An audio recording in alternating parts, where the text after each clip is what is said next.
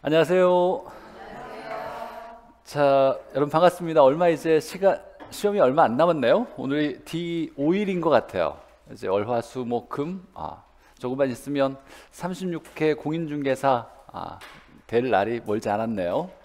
조금 더 힘내시고, 자, 오늘 이제 최종 마무리 파이널인데 김포중앙 메가랜드에서 진행하는 건데, 어제 최 대생님 꿀보이스 잘 들었죠? 오늘 제 목소리 컨디션이 좋지가 않아서 좀 차이가 나는데, 자, 어찌되거나 오늘 마무리는 이제 30문제, 최종 마무리 30문제 30선인데, 이건 뭐 문제를 풀려고 하는 문제는 아니에요. 이 문제를 통해서 우리가 내용 정리, 테마 30개만 딱 정리해서 말문제 24문제 무조건 나올 거예요. 오늘 내용만 잘 머릿속에 정리하고, 대부분 다 아는 거겠지만 아는 것들을 머릿속에 각인시키면서 확인하고, 혹시나 잠깐 잊어버렸거나 잘 정리가 안 됐던 부분이 나온다라면 체크했다가 오늘로 끝내야 돼요. 내일로 넘기면 안 되고, 오늘은 그냥 수업 들었으니까 오늘은 학개론 마무리 정리하는 날이다 생각하고, 오늘 수업 들었던 분들은 수업 중에서 내가 잘 정리 안 됐다거나 잘 몰랐다거나 잊어버렸던 것들 잘 정리해서 개념 정리하시고, 근데 이제 학개론에서 항상 준비해야 되는 게 계산 문제가 있어요. 계산 문제 꾸준히 연습하셔야 돼요.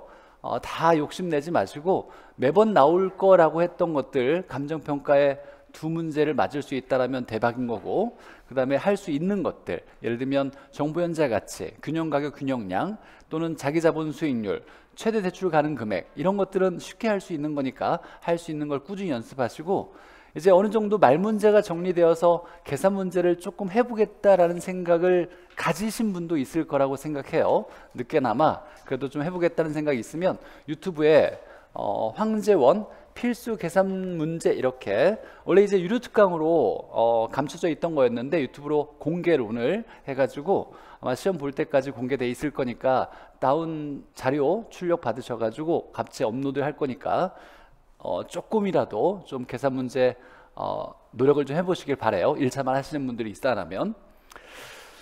자, 오늘 보죠. 30선이고 첫 번째 이제 1번의 부동산 개념에 대한 내용인데, 기본적인 문제죠. 최근에는 좀 많이 나오고 있진 않지만 한번 잠깐 정리하면, 원래 이제 우리가 복합 개념의 부동산이라고 했을 때 부동산의 개념을 복합적으로 보겠다라는 얘기죠. 부동산의 개념을 복합적으로, 복합적 또는 종합적 이렇게 나오면 법경기 측면으로 이해해 나가는 걸 얘기해요. 종합적 또는 복합 개념 이렇게 나오면 법경기 연결 지어야 되고, 법경기 측면에서 가장 중요한 건 경제적 측면이죠. 5개. 자산, 자본, 생산재, 소비재, 상품 반드시 외워놔야 되고, 자, 기술적, 물리적이라는 말이 똑같다라는 말 중요하죠. 학개론에서 눈에 보이는 모습으로 봤을 때 기술적, 물리적이라고 얘기해요. 자, 그러면 이제 학개론에서 이 물리적이란 말이 많이 나오는데, 물리적, 감가라고 했을 때 눈에 보이는 감가는 마모파손 얘기한다. 물리적 감가, 마모파손. 또 관련된 것이 기술적 관리가 있어요. 우리가 부동산 관리에서, 법경기 관리에서 기술적 관리는 물리적 하자를 조치하는 행위예요. 물리적 하자, 마모파손을 얘기하는 거죠. 자, 얘만 형태가 있는 유형적 측면이겠네요. 눈에 보이는 모습이니까. 그래서 유형적 측면의 개념이라고 나오면 기술적, 물리적 개념을 얘기하고, 이때 암기 코드가 위와 간이 안 좋은 환자다, 이렇게 환자 이렇게 외웠죠. 위와 간이 안 좋은 환자. 자, 2개 외워놓고 나머지는 다 법률적 개념이고, 자, 민법에서 정의하고 있는 민법상 부동산이라고 나오면 협의의 부동산, 토지 정착물을 얘기한다, 이렇게 정리하고, 자, 우리가 이제 정착물을 얘기할 때, 자, 토지 정착물, 토지에 붙어져 있는 정착물, 정착물이 되면 부동산으로 취급되겠죠. 자, 이때 토지 정착물 중에 2개가 있어요. 독립정착물, 종속정착물. 토지와 독립정착물, 토지의 종속정착물, 이렇게 되는 거예요. 자, 토지와 독립정착물이라면 토지에 붙어져 있는 정착물이 별개로 취급될 때 각각의 소유권자가 따로 있는 거예요. 그럼 분리해서 양도할 수 있는 정착물을, 이걸 독립정착물 4개로 규정하고 있죠. 자, 외워야죠. 건물, 등기된 임모, 명인 방법으로 소유권이 구분된 수모, 재배되고 있는 농작물, 경작물. 중요한 건 재배되고 있는 일을 얘기하는 거예요. 진행상에 재배되고 있는 경작물, 농작물. 특히 이때 임목은 하나의 나무를 임목 등기할 수 없고 수목의 집단만 임목 등기할 수 있다, 이렇게 생각해 놔야 되고, 자, 그 다음에 나머지 정착물은 다 종속 정착물. 축대, 도로, 교량. 이 국어 알아야 되죠. 국어. 인공수로, 국어.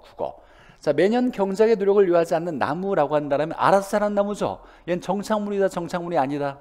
정착물이다예요. 단 무슨 정착물? 종속 정착물. 토지와 분리해서 거래될 수 없는 종속 정착물이다 라고 해석해야 돼요. 자, 그럼 나무 중에 등기되면 독립정착물, 명인방법이 돼 있으면 독립정착물, 알아서 자라는 나무는 종속정착물. 나무 중 하나가 자, 가식 이숙 중인 수목이 있는데 얘는 임시로 잠깐 심어놓은 거죠.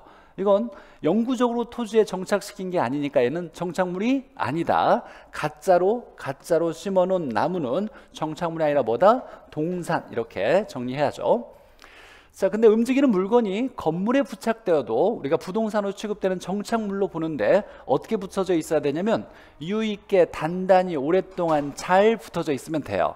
자, 이때 제거했을 때 이유가 있으려면, 붙일 만한 이유가 있으려면 떼어냈을 때 건물의 문제를 일으켜야 붙일 이유가 있었던 거예요. 떨어졌는데 아무 문제가 없다. 이건 정착물이 아니다.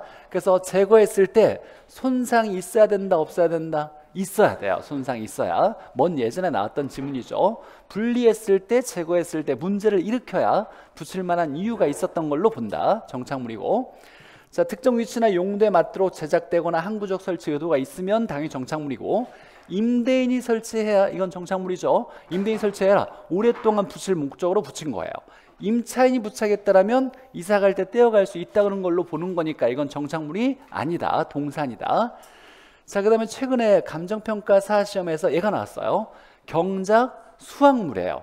경작 수확물. 자, 그러면 논에 재배되고 있는 벼가 이렇게 잘라져서 수확되어서 떨어진 상태를 얘기하고, 사과나무에 붙어있는 사과가 떨어져 있는 분리과실을 얘기하는 거예요. 경작된 수확물을 얘기하니까. 그러면 토지와 연결되어 있는 게 아니죠. 이건 동산이에요. 동산. 그러니까 주의해야 될 건 경작 수확물은 얘는 동산, 정착물이 아니다. 알아서 자라는 나무, 경작을 요하지 않는 건 알아서 자라는 나무죠. 얘는 정착물인데 종속 정착물. 재배되고 있는 경작물, 농작물 붙어져 있는 상태가 독립정착물. 이렇게 경작이란 말 들어갔을 때 재배되고 있는 경작물은 얘는 독립정착물. 경작의 노력을 요하지 않고 그냥 자라고 있는 나무나 식물은 종속정착물. 경작 수확물은 떨어진 걸 얘기한다. 이 하나 체크해 놓고.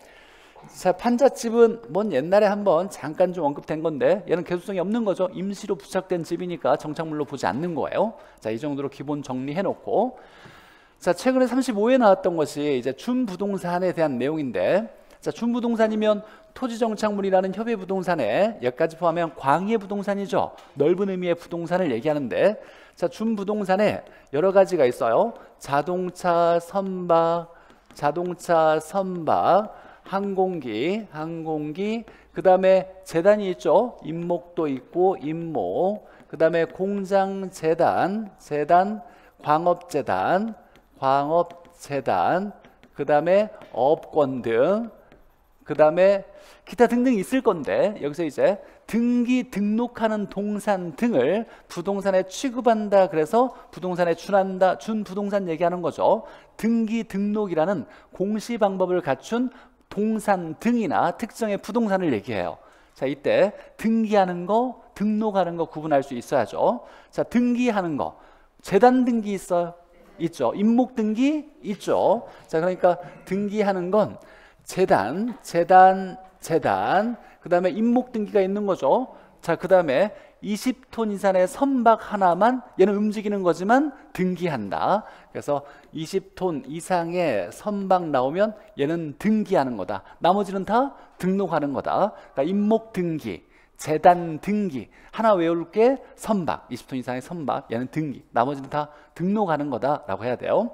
여기 건설기계, 자동차, 항공기, 업권 등은 등록하는 거고. 자, 그럼 1번 한번 보죠. 자, 물리적 개념은 이라고 나왔어요. 기술적 물리적 개념은 위와 간이 안 좋은 환자, 이렇게 외웠죠. 그래서 위치와 공간 맞고, 유형적 측면 맞아요. 형태가 있는 눈에 보이는 모습으로 이해하는 데 도움이 된다. 키워드는 물리적 개념, 위치, 공간, 자연 환경 맞고, 유형적 측면 맞네요. 자, 두 번째. 자, 경작의 유역을 요하지 않는 식생과 수목, 얘는 정착물 맞다. 다만 무슨 정착물?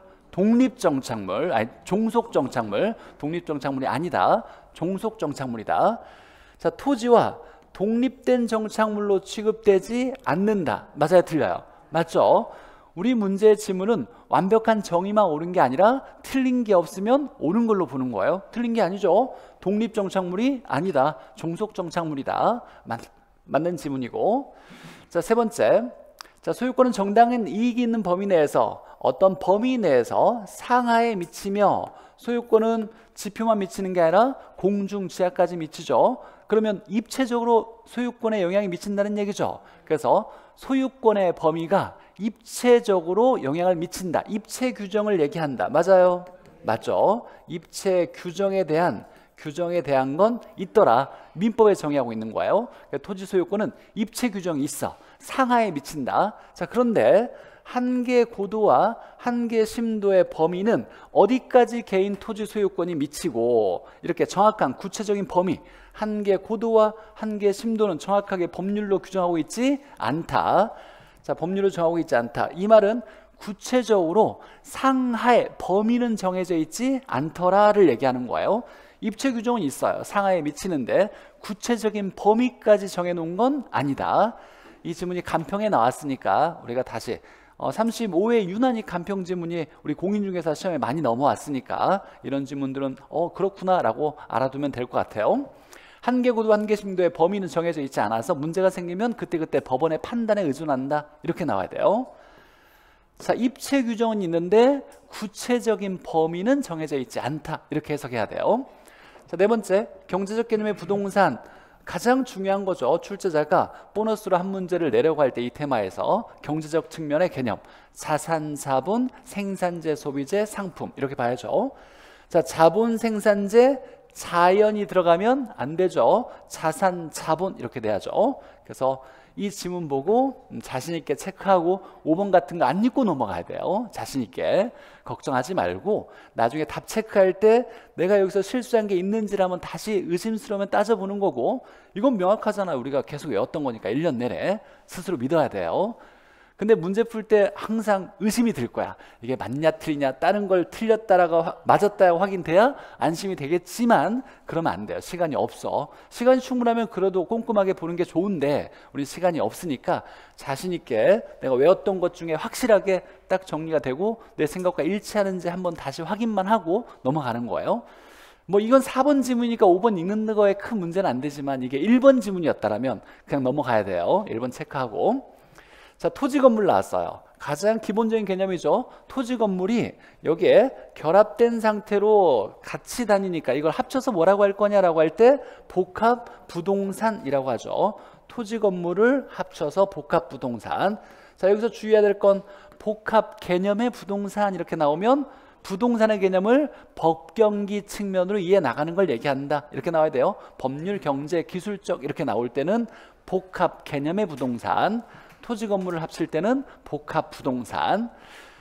자, 일단 오늘 테마 1을 봤어요. 자, 기본적으로 다 알아야 되는 내용이고. 자, 두 번째, 뭐 매번 나오는 거죠. 토지의 분류에 대한 문제인데 우리 한번 쭉 정리 한번 해보죠. 토지 분류 무조건 다 외워야 되고 무조건 맞아야 되는 테마 내용이에요.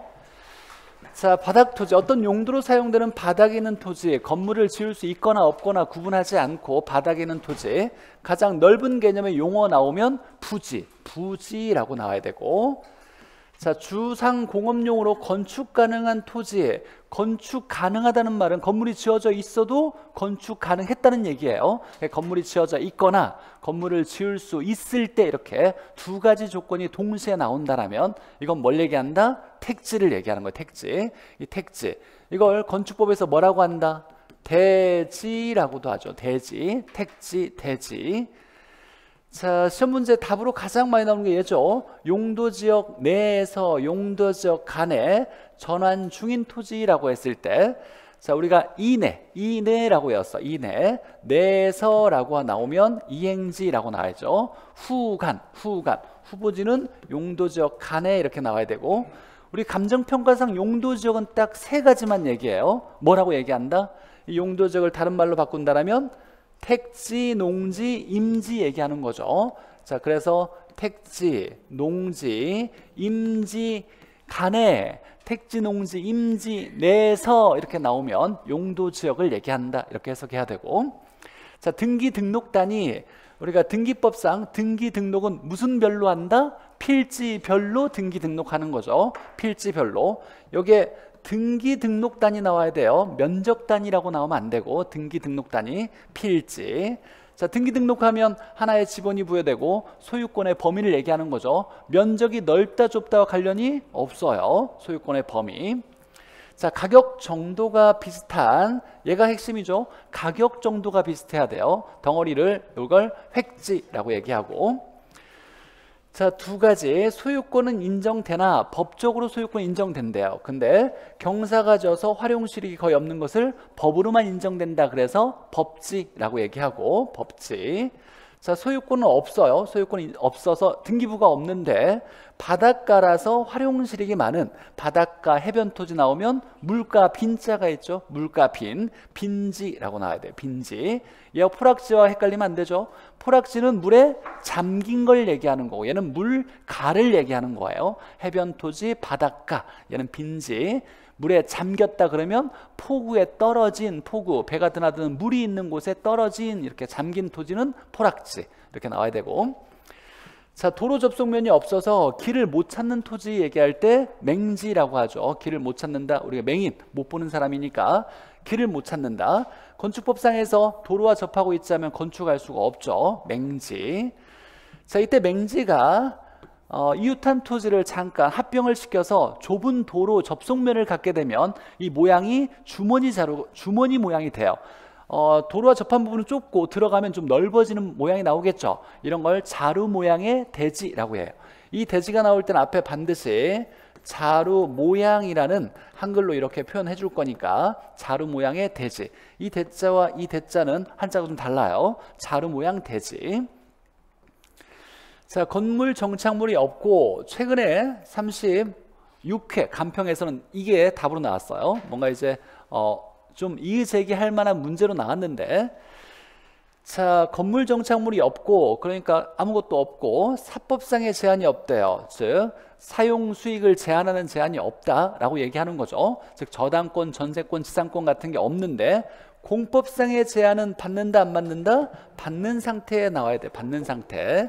우리 토지 중에 공법상 제한을 받지 않는 토지는 없다 이렇게 생각해야 돼요. 공법상 제한을 받는다. 자, 이 공법상 제한 나올 때, 자, 나지에서 건물 정착물도 없고 사법상의 제한이 없지만 공법상의 제한을 받는 토지 이렇게 나오면 얘는 나지라고 나와야 되고, 감정평가에서 이런 것도 있어요. 원칙이 현황평가. 현황평가는 기준 시점에서 대상 물건의 이용 상태를 기준으로 평가한다. 단 일시적이나 불법적인 건 제외한다. 이때 공법상의 제한은 받는 상태로 평가하는 것을 현황평가 이렇게 얘기해요. 현황평가 원칙이죠.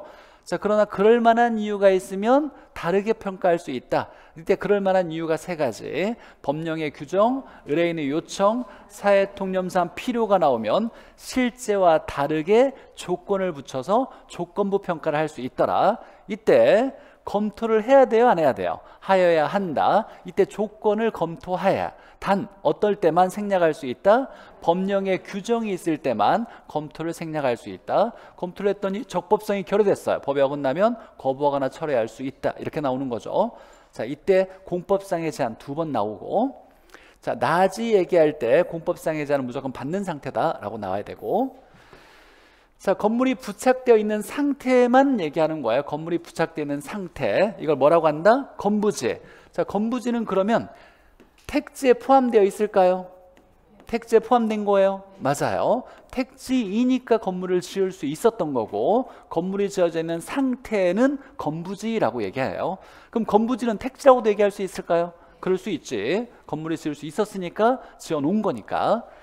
자, 물 밑으로, 수면은 물이나 강이나 바다나 하수, 하천 다 상관없어요. 물에 잠긴 토지는 포락지, 포구에 떨어진 토지, 포구 배가 드러나는 물이 있는 곳을 얘기하는 거죠. 자, 건축 바닥 면적을 제외한 빈 공간, 건물 짓지 않는 한 필지 내에서, 한 택지 내에서, 한 건부지 내에서, 이 말은 상관없어요. 하나의 토지 내에서 건물 짓지 않고 건축 바닥 면적을 제외한 빈 공간 얘기할 때 빈 공간이니까 비어질 공지라고 해야죠. 자, 얘와 얘를 헷갈리면 안 되죠. 공한지와는 전혀 다른 얘기고, 건축하지 않고 빈 공간, 이건 공지. 자, 바람직하지 않게, 이건 투기를 얘기하는 거예요. 투기적 요소로 비워두어서 알박기 한 거죠. 도시토지. 도시토지라면 개발토지를 얘기해요. 개발토지라면 건물을 지을 수 있다는 얘기고, 택지를 얘기해요. 일반적으로 건물을 지을 수 있는 택지인데 바람직하지 않게 건물 안 짓고 비워뒀대. 알박기 한 거죠. 이런 걸 뭐라고 한다? 공한지. 공한지. 자, 공한지는 공한지세가 예전에 투기한다라고 해서 공한지세를 도입했다가 부작용이 커서 바로 폐지된 거죠. 자, 그럼 현재 시행되고 있지 않는 정책, 이렇게 5가지가 나오면 양택초공 종합토지세. 양은 개발권 양도세, 택지 소유 상한제, 토지 초과이득세, 공한지세, 종합토지세, 이 5가지 시행되고 있지 않는 정책 외워놔야 되고, 이렇게 얘기할 때 다 외우지 못했다 그러면 얼른 메모했다가 반드시 외워놔야 돼요. 자, 정상적으로 쉬게 한다라고, 정상적으로 하는 건 지력을 회복하기 위해서 정상적으로 쉴 수밖에 없는 토지, 휴가 먼저 나와야 돼요. 휴한지. 한지라는 건 이용하고 있지 않는 건데 비워두면서 이용하고 있지 않는 거, 쉬게 하려고 이용하고 있지 않는 걸 얘기하는 거예요. 주의할 건 여기에 휴한지 말고 유휴지가 있어요. 유휴지. 얘는 놀리는 토지예요. 앞자 유자를 생각하면서 유원지 놀러 가는 곳 생각하면서, 유휴지는 놀리는 농지를 얘기하는 거예요. 농사 안 짓고 잡초 무성하게 이렇게 자라게 놓는 거, 놀리는 토지는 이건 유휴지, 유원지, 유휴지 이렇게 생각해야 되고. 자, 선, 고압선 아래 하자, 선하지, 고압선 아래 토지. 개발되기 전에 자연 그대로 토지, 원래 바탕 소자라는 한자가 있어요. 소지라 그래요. 이걸 원래 토지라고 해서 원지라고도 해요. 원지. 자, 지가 공시를 위해 보너스로 나올 수도 있는데 표준지 공시지가라고 하죠. 표준지 공시지가. 표준지 공시지가. 그러면 지가를 공시하기 위해 선정한 토지 표준지. 표본지와는 다른 거죠. 표본지는 지가 변동률 측정을 위해 선정한 토지고, 우리가 표본지는 배운 바가 없어요. 표준지. 자, 표준지 공시 의무자가 누구다? 표준지 공시 의무자는 국장이죠. 국장. 개별 들어갈 때만 시군구, 시무기관도 시군구 부동산가격 공시위원회. 자, 개별이 들어가 있지 않는 건 표준지 공시가, 표준주택가격, 공동주택가격. 얘는 누가? 국장. 시무는 중앙. 이렇게 하죠. 이때 주의할 거, 꼭 외워야 될 거, 국장이 직접 가격을 조사, 산정, 평가하지는 않겠죠. 이때 표준지는 누구에게 의뢰한다? 둘 이상의 감정평가 법인에게. 반드시 둘 이상은 아니죠. 일반적으로 둘 이상의 감정평가 법인에게 의뢰해서 조사평가를 맡기고, 표준주택과 공동주택 가격은 한국부동산원에 의뢰한다. 조사 산정을 의뢰한다. 이렇게 기억해놔야 되고. 자, 용도상 불가분의 관계에 있는 덩어리, 일단의 토지, 이렇게 덩어리 얘기할 때, 자, 여러 필지의 덩어리예요. 여러 필지면 몇 필지 이상? 얘 주의해야 돼. 얘. 한 필지라고 나오면 안 돼. 여러 필지 덩어리를 얘기할 때 떨어지지 못하는, 이용 상황에서 떨어지지 못하는 관계에 있는 여러 필지의 덩어리를 일단지라고 하는데, 이때 여러 필지를 얘기할 때는 2필지 이상 얘기하는 거야. 한 필지라고 나오면 안 되고.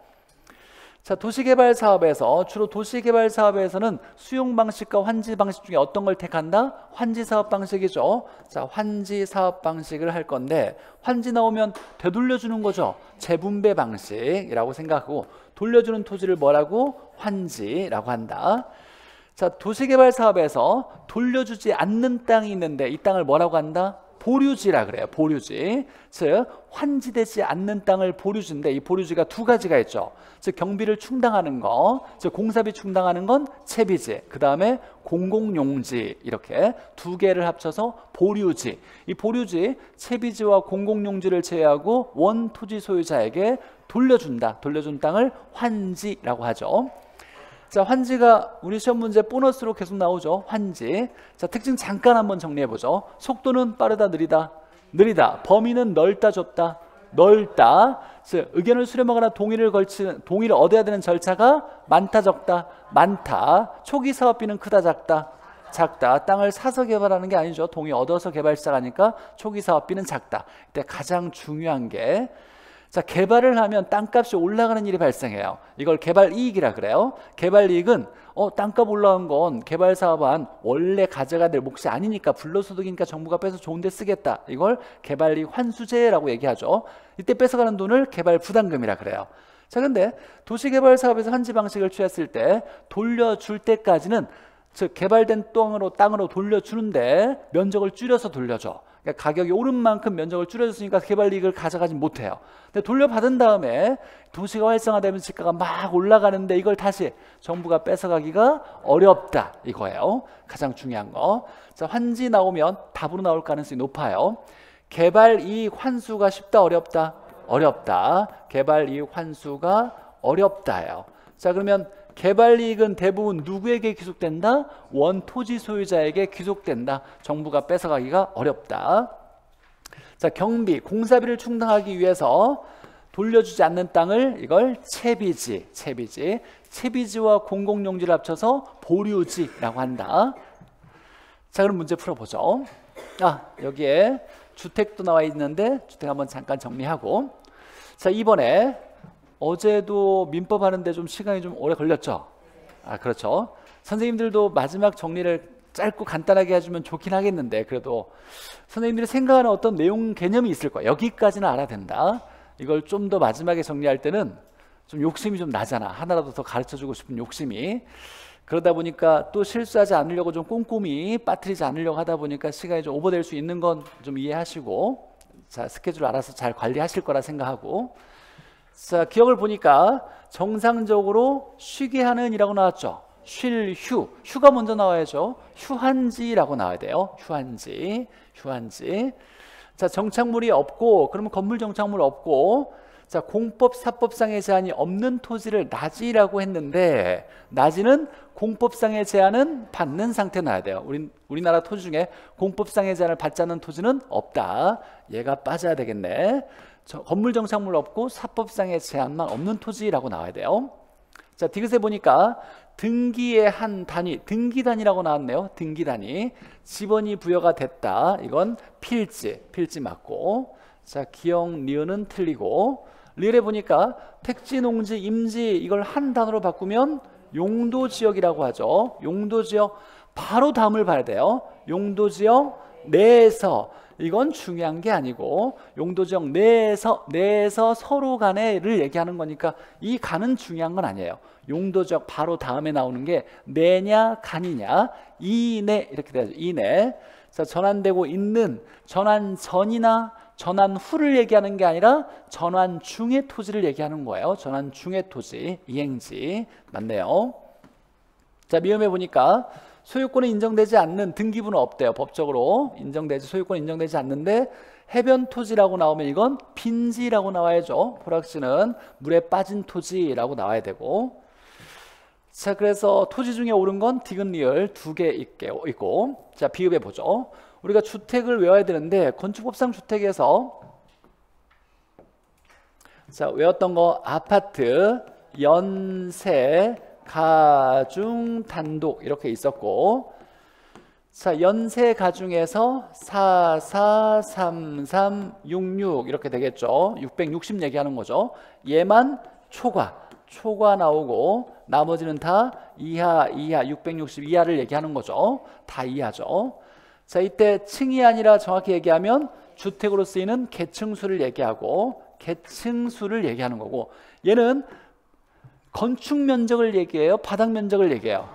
한 동의 바닥 면적 얘기하는 거예요. 연면적 얘기하는 거예요. 한 건물 동의 모든 바닥 면적의 합을 얘기하는 거예요. 그래서 한 건물 한 동의 바닥 면적의 합계가 라고 나와야 돼요. 바닥 면적의 합을 얘기한다. 바닥 면적. 건축 면적이라고 나오면 틀려요. 자, 아파트는 몇 개층 이상이면 5개층 이상이면 모두 아파트라고 한다. 자, 이때 그러면 4개층 이하라고 나올 때는 얘와 얘는 구분이 되겠네. 초가가 있고 얘는 이하니까 자 660을 기준했을 때 구분되는데 얘와 얘가 구분이 안 되죠. 세계층 이하 660 이하니까 이때 다중주택은 독립된 구조가 이다 아니다? 아니다. 독립구조가 아니고 다가구 건축법에서 맞냐 적냐 단독이냐 공동이냐를 얘기할 때 20개의 기준 잡는다 그랬어. 20개 이상이냐 19 이하냐 이렇게 얘기한다 그랬죠. 다가구니까 몇? 19세대 이하라고 해야 돼요. 19세대 이하라고. 자 이게 이제 기본적으로 외워야 되는 거고, 자 그 다음에 이제 여러 가지가 있는데 주택법에서 준주택이 있어요. 외워놔야지. 준주택 네 가지 뭐 다기오노 이렇게 있죠. 다기오노 다중생활시설 기숙사 오피스텔 노인복지주택.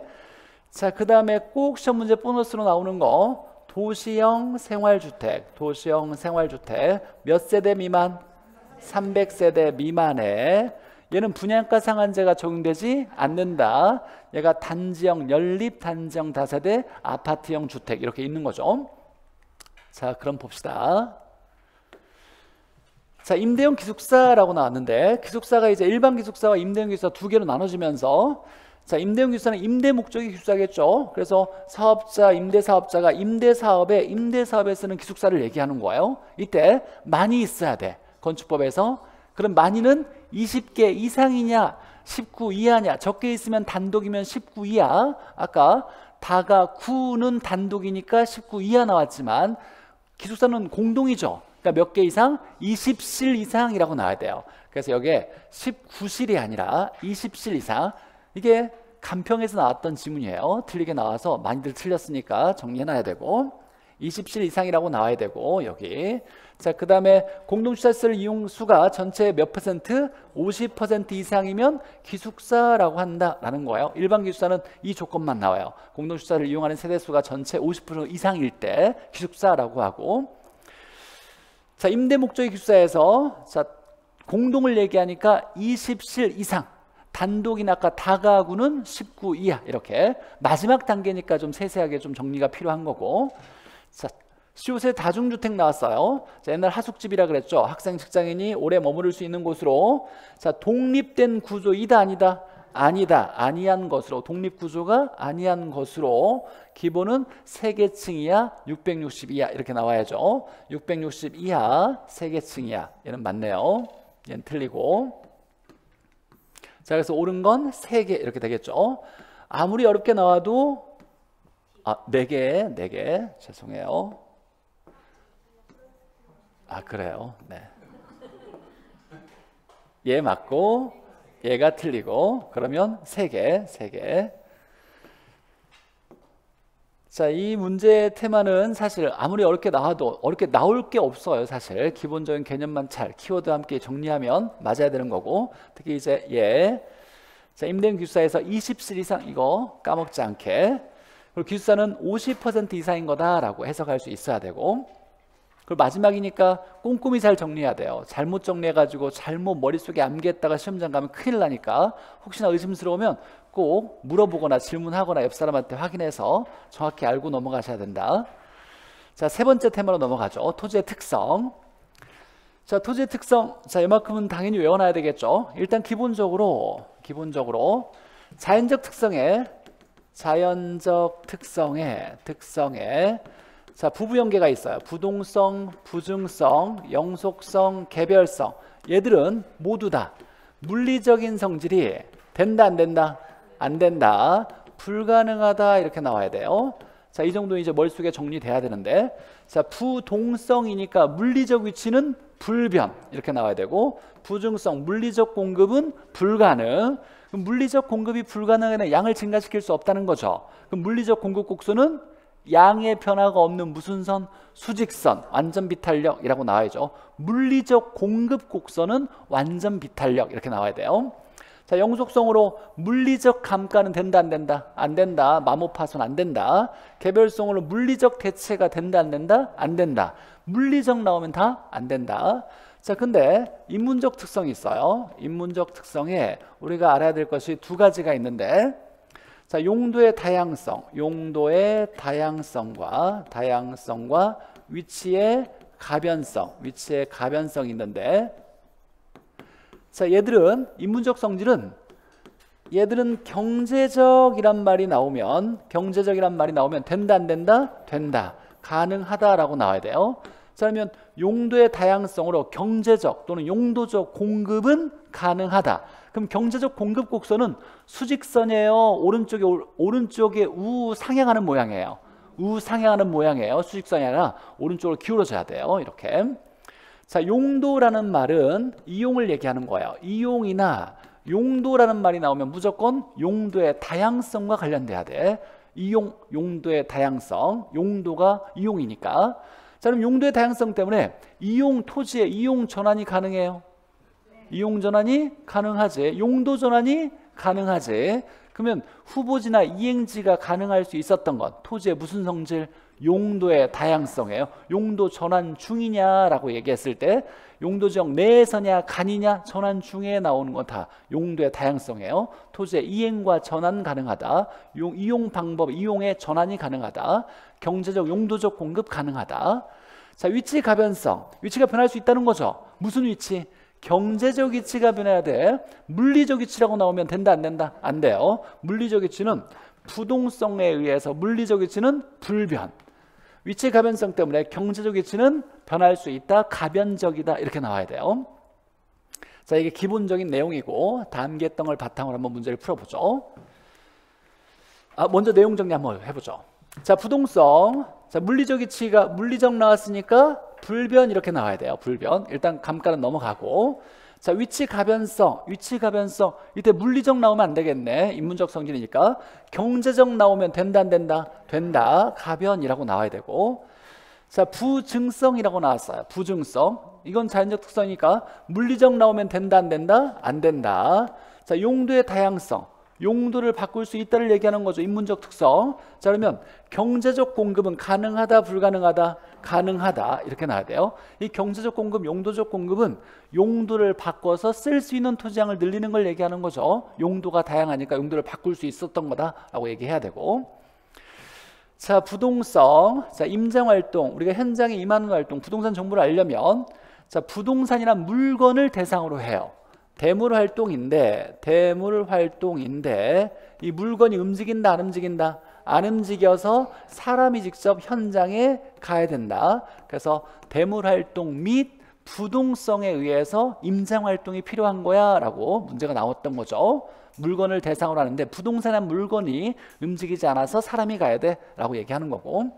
자, 영속성으로 소모가 안 돼요. 마모 파손이 안 된다는 얘기죠. 그럼 가치 보존력이 우수하다라고 얘기할 수 있을 거고. 개별성 때문에 같은 게 없다. 일물일가 법칙에 적용되지 않는다를 얘기하는 거고. 자, 부중성. 만들지 못한대요. 자, 만들지 못하니까 귀하겠죠. 그럼 서로 살려고 하겠네. 그럼 수요는 많을까요, 적을까요? 많겠지. 근데 만들 수가 없어. 그러면 공급이 쉽다, 어렵다? 어렵다. 그럼 얘 같아지기가 어렵다. 수요와 공급 조절이 어렵다. 이건 부중성 때문이에요. 수급 조절이 어렵다. 특히 이게 토지는 아예 단기에 만들 수가 있어, 없어요? 없어. 물리적 공급이 안 되죠. 물론 경제적 공급은 일부 될 수 있지만 이게 건물까지 포함해서 부동산을 얘기할 때 건물도 있죠. 토지 건물이 대표적인 부동산이니까 건물은 단기에 만들기가 쉽다, 어렵다? 어렵다. 장기로 가야 시간이 충분해 만들 수가 있죠. 그래서 단기에는 부동산의 수급 조절이 어렵다. 장기에는 부동산의 수급 조절이 가능하다. 이렇게 해석해야 돼요. 그래서 수급 조절이 어려워서 균형 가격 형성이 어려운 건 단기예요, 장기예요? 단기에 짧은 시간에는 어렵다. 균형 맞추기가. 자, 영속성. 영원히 계속된다라고 했을 때 영원히 계속되면 장래 수익이 보장되는 거예요. 그럼 장래 수익을 현재 가치로 땡겨온 걸 뭐라고 한다? 가치라 그래. 가치. 장래 편익을 현재 가치로 환원한 값. 현재 가치를 얘기하는 거예요. 가치는 무조건 무슨 가치? 현재 가치예요. 현재 값이에요. 장래 수익을 땡겨와서 현재 값으로 바꾼 걸 가치라 그래요. 이렇게 땡겨오는 감정평가 방법을 뭐라고 한다? 수익환원법이라고 하죠. 그래서 영속성, 가치, 수익환원법 떼어놓을 수가 없어요. 여기 이제 하나 더 끼워 넣는다라면 우리가 그럼 가치를 올바르게 평가하려면 장래를 잘 예측해야 되겠네. 그래서 예측의 원칙과도 관련돼 있다. 이렇게 해석해요.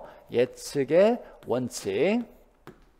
자, 그러면 수익 방식을 가능하게 해주는 건 무슨 성 때문이에요? 수익 방식을 가능하게 한다. 수익 방식을 가능하게 한다? 영속성이에요. 수익 방식을 가능하게 한다? 장래 수익을 보장해줘서 땡겨올 수 있는 방법을 적용할 수 있게 해주는 건 영속성. 장래 수익 보장해주는 건 없어지지 않으니까 미래까지 간다는 얘기죠. 그래서 수익 방식을, 이게 수익 방식이죠. 수익 방식을 적용할 수 있게 해주는 토지의 특성이 뭐냐 그러면 영속성이라고 나와야 돼요. 자, 부동성. 단 한 번도 최근 10년 동안 답이 안 나온 적이 없어. 우리 암기 코드가 있죠. 외부, 지역, 부인, 경합.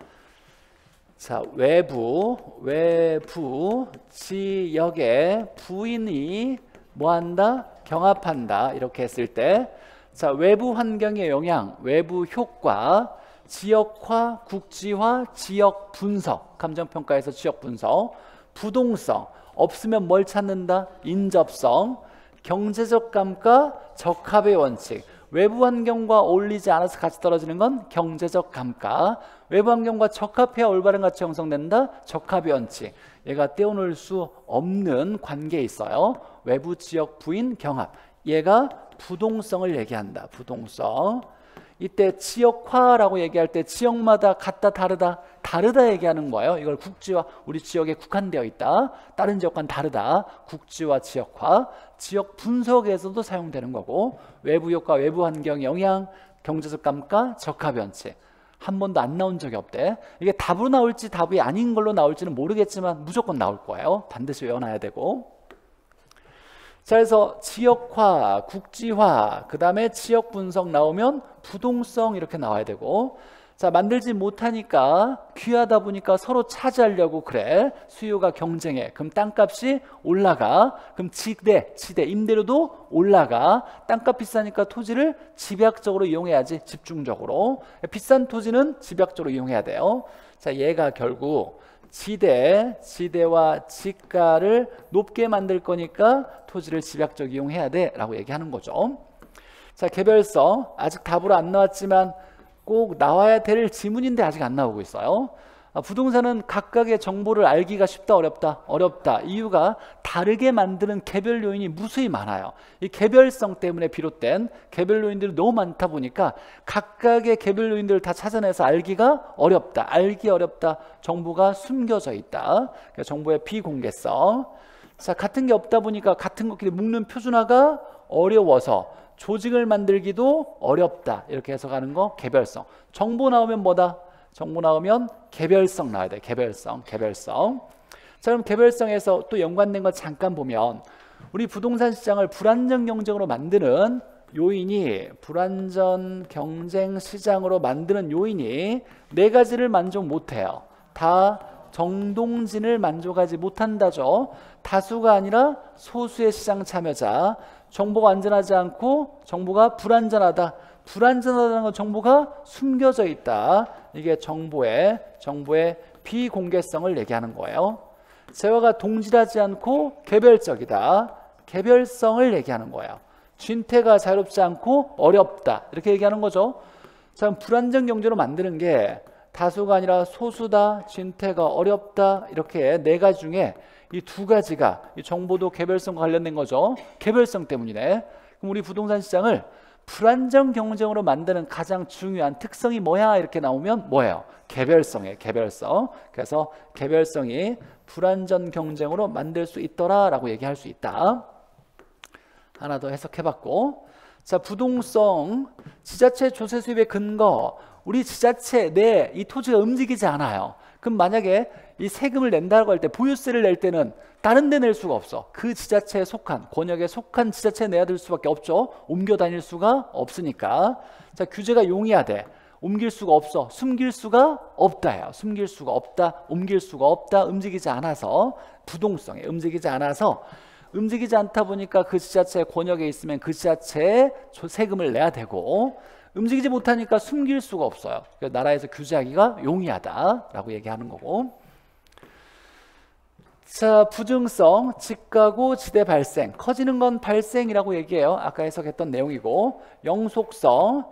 자, 장기적 배려해야 된다. 먼 미래까지 배려하면서 부동산 관리를 해야 된다라고 할 때 없어지지 않으니까 이때 얘 하나도 장기적 배려에 속한 근거가 될 수 있어요. 자, 가역은 되돌리는 걸 얘기해요. 되돌리지 못한다를 얘기하는 거죠. 한 번 잘못되면 되돌리지 못한다. 비가역성 얘기하는 거고.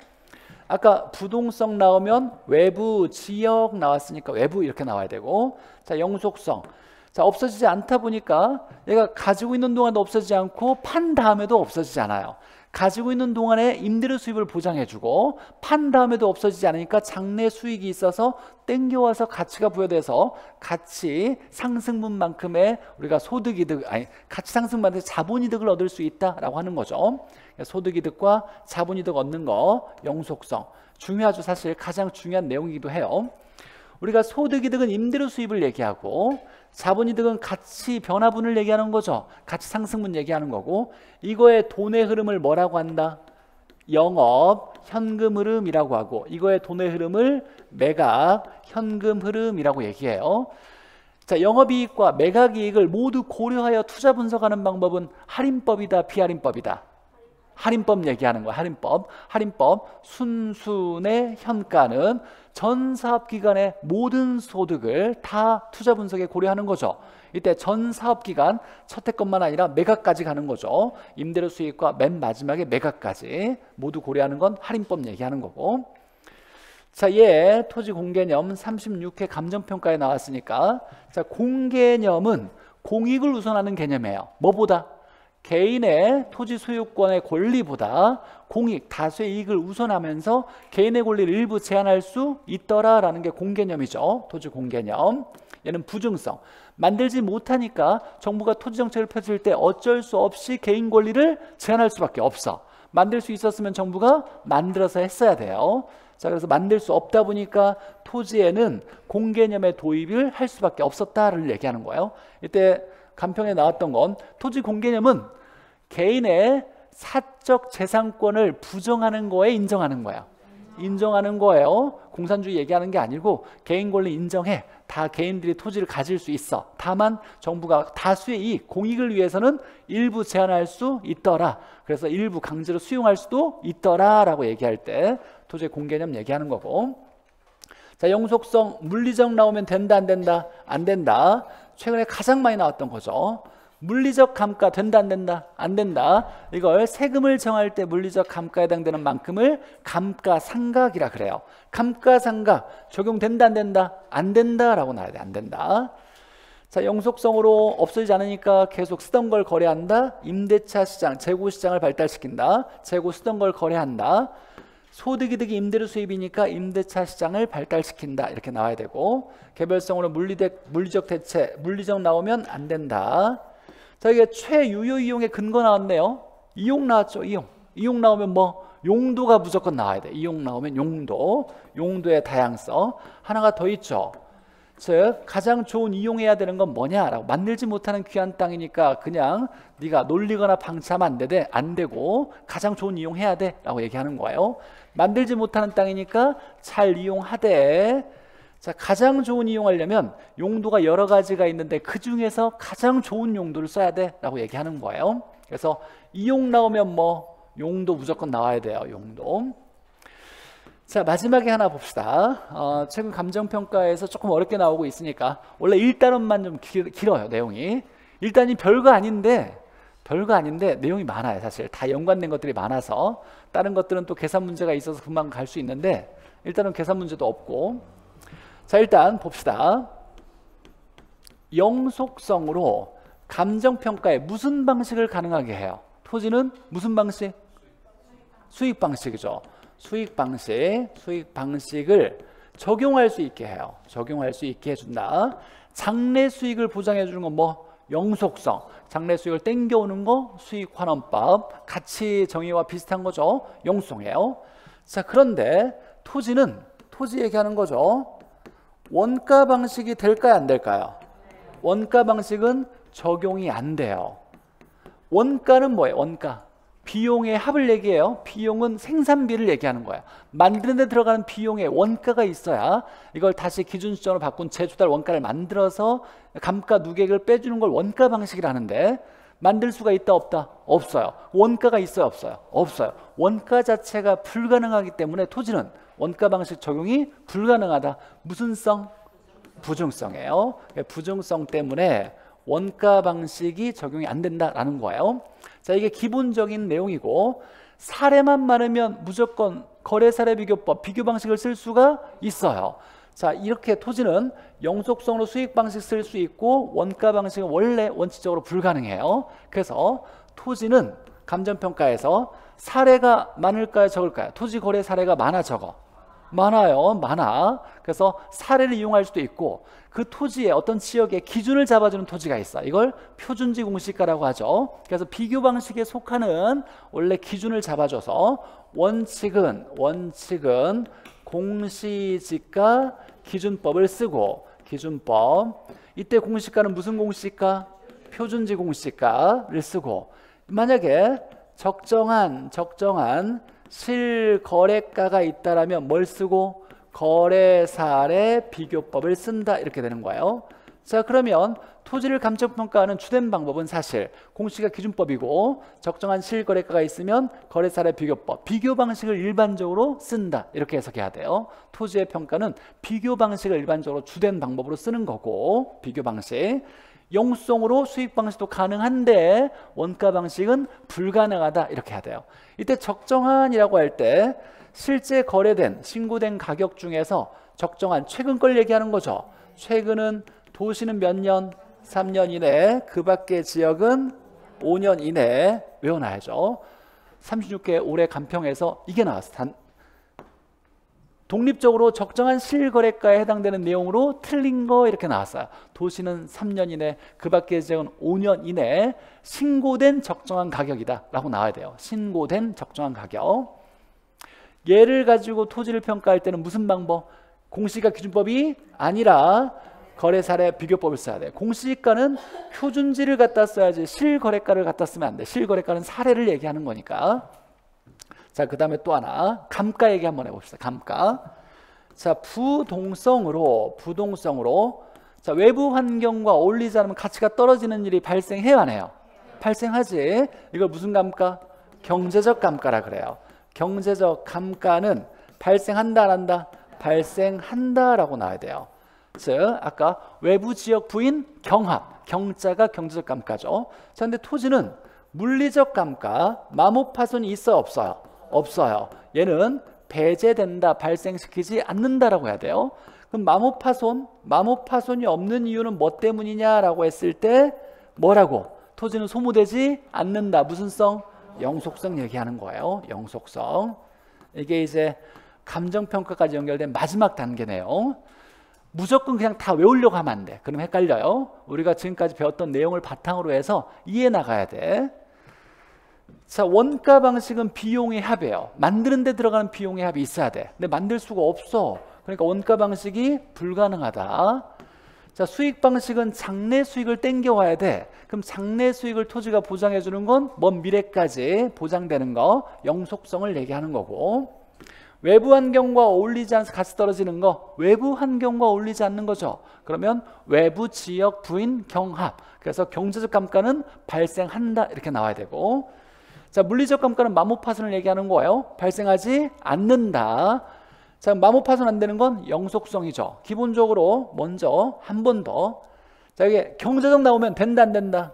된다. 물리적 나오면 된다 안 된다? 안 된다. 이거 먼저 해석하고 경제적 감가 된다고, 외부 환경과 어울리지 않아 같이 떨어진다고, 외부 환경 나오면 부동성 이렇게 나와야 되고, 물리적 안 된다, 물리적 감가 마모파손 안 된다, 소모되지 않는다, 없어지지 않는다, 영속성 얘기하는 거다 이렇게 해석할 수 있어야 돼요. 최근 얘기가 이게 간평에서 계속 다루고 있어요. 계속 이상하게 좀 어렵게 내려고 하다 보니까 시간이 많이 갔는데 한번 봅시다. 세 문제가 1시간이네. 괜찮아요. 네. 뭐 4시간 정도에 제가 생각하고 있는데, 그래요. 4시간. 어제 몇 시간 했어요? 최희대 교수님? 3시까지? 5시간 했다? 내가 봤어요, 어제.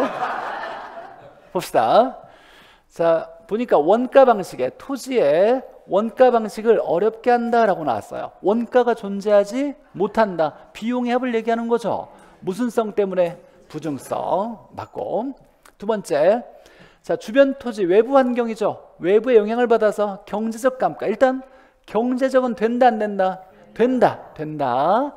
그럼 경제적 감가는 외부 환경과 어울리지 않는 거예요. 그럼 외부 지역 부인 경합 무슨 성? 부동성. 맞네, 부동성. 자, 용도의 다양성 나왔어요. 그러면 용도 나와야지. 용도 전환 이행 가능해요? 가능하지. 여기에 용도를 이용 전환 이행이라고 해도 괜찮아요. 이용 일단 맞고. 자, 경제적 나오면 된다 안 된다? 된다, 가능하다. 경제적 공급이 가능하다. 맞네요. 자, 용도 전환을 통해서 쓸 수 있는 땅을 만들 수 있는 거, 이걸 경제적 용도적 공급이라고 하죠. 4번에 보니까 일단 4번 넘어가고 5번에 자, 지역화 시키며 라고 나왔어요. 지역 나오면 뭐? 부동성을 얘기하는 거죠. 부증성이 아니라 부동성. 자, 지대지가를 발생시킨다. 이건 부증성 맞아요? 맞네. 얘를 틀리게 놔야 되겠네. 자, 부증성은 만들지 못하니까 귀에서 서로 차지하려고 수요 경쟁에서 지대지가가 발생하고 여기에 토지를 집약적으로 이용하게 한다. 이렇게 나와야죠. 자, 지역화는 이건 부동성 얘기하는 거죠. 부동성. 그게 틀린 거고. 그래서 5번이 틀렸고. 자, 4번이 올해 간평에서 나왔던 얘기인데, 자, 위치의 가변선 중에 물리적 위치 나오면 변한다, 불변한다? 물리적 나오면 불변한다 나와야죠. 다른 위치 나오면 변할 수 있다, 이렇게 얘기할 수 있는데, 사실 우리는 경제적 위치만 봤지만 사실은 위치는 경제적 위치도 있고 사회적 위치도 있고 행정적 위치도 있어요. 이렇게 세 가지 위치가 변할 수 있어요. 물리적 위치만 변할 수가 없다. 나머지 위치는 변할 수가 있다. 이때 하나 기억해야 될 것이, 정부의 공법적인 규제, 세법상의 규제 변경에 의해서 토지의 가치가 변화되는 것은 행정법이 변한 거예요. 공법이나 세법의 어떤 변경 등에 의해서 토지 가치가 변했다. 토지거래 허가 구역이 이번에 좀 이슈가 됐잖아요. 거의 뭐 경기도나 서울 전 지역을 이게 토지거래 허가 구역으로 지정한다고 해서 이게 이제 핫 이슈가 됐으니까, 자, 이런 거의 지정이나 해제, 즉 정부의 공법이나 세법의 규제 변화에 의해서 가치가 변한다. 이렇게 나올 때는 무슨 위치 변화다? 행정적 위치 변화예요. 얘가 올해 간평에서 나왔어요. 여기 경제적 위치라고 나오면 안 돼. 경제적 위치는 주로 상권 변화에 의해서, 도로나 상권 변화 등에 의해서 가치가 변하는 걸 경제적 위치 변화라고 하고, 공법적인 규제 변경에 의해서 가치가 변했다 나오면 행정적 위치 변화. 나올 가능성은 희박해요. 간평에서만 딱 뭐 거의 20년 동안 안 나오다가 한번 나온 거니까. 그러나 혹시 새로운 게 나온다라면 한번 들어뒀던 것만으로 답 찾을 수 있을 거니까, 규제 변경 등에 의해 가치가 변하는 건 이건 행정적 위치 변화다. 이렇게 기억해 놓고 여기까지 1단원. 네. 자, 쉬었다가 2단원부터 봅시다. 네.